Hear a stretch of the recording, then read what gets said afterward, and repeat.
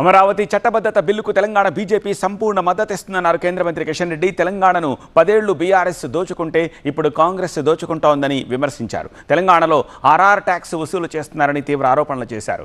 కాంగ్రెస్ మొదలు తెలంగాణ ప్రజలు ప్రత్యేక రాష్ట్రం సాధించారని అన్నారు. కిషన్ రెడ్డి ప్రసంగంపై కాంగ్రెస్ ఎంపీలు తీవ్ర అభ్యంతరం తెలిపారు. తెలంగాణలో ఒకే ఒక ఎయిర్పోర్ట్ ఉన్నదంటే మరి ఎవరు పొరపాటు అడుగుతున్నాను. భోగాపురంలో ఇటీవల మోడీ గారు వచ్చిన తర్వాత మరి అద్భుతమైనటువంటి ఎయిర్పోర్ట్ వచ్చింది.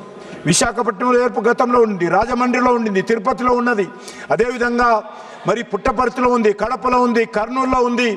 మరి కనీసము మరి తెలంగాణలో కొత్తగూడెంలో అదేవిధంగా ఆదిలాబాద్లో కావాలి, వరంగల్లో కావాలంటే 10 సంవత్సరాలు బీఆర్ఎస్ పార్టీ అధికారంలో ఉండి ల్యాండ్ ఇవ్వలేదు వరంగల్ ఎయిర్పోర్టుకు. ఈరోజు మళ్ళీ కాంగ్రెస్ పార్టీ గతంలో కూడా వరంగల్ ఎయిర్పోర్ట్ విషయంలో కానీ, గతంలో ఆదిలాబాద్ విషయంలో కానీ, కొత్తగూడెం విషయంలో కానీ నిర్లక్ష్యం చేసింది. కాంగ్రెస్ పార్టీ అధికారం ఉన్నన్ని రోజులు తెలంగాణలో రైల్వేల అభివృద్ధి జరగలేదు, రైల్వేలు వెనుకబడిపోయినాయి, జాతీయ రహదారులు అభివృద్ధి జరగలేదు, అనేక రకాలుగా తెలంగాణ వెనుకబడింది. కాబట్టే తెలంగాణ ఉద్యమం వచ్చింది.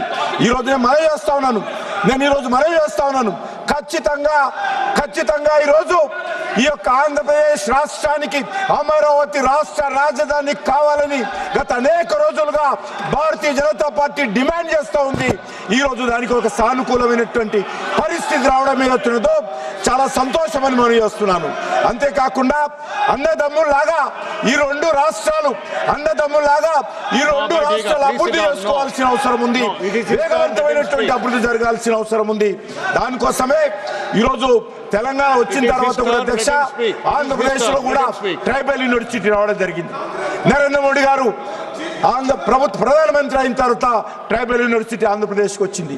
అంతేకాకుండా ఈరోజు ఆంధ్రప్రదేశ్లో అనేక రకాల అభివృద్ధి కార్యక్రమాలు జరుగుతూ ఉన్నాయి.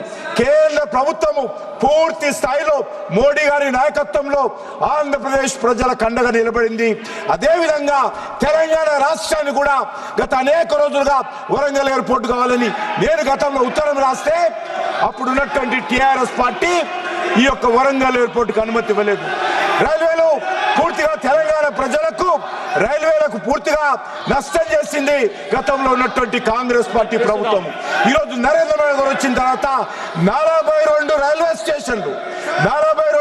స్టేషన్లు ఏకకాలంలో పునరభివృద్ధి చేస్తున్నటువంటి ఘనత తెలంగాణలో నరేంద్ర మోడీ గారి ప్రభుత్వానికి దక్కుతుంది.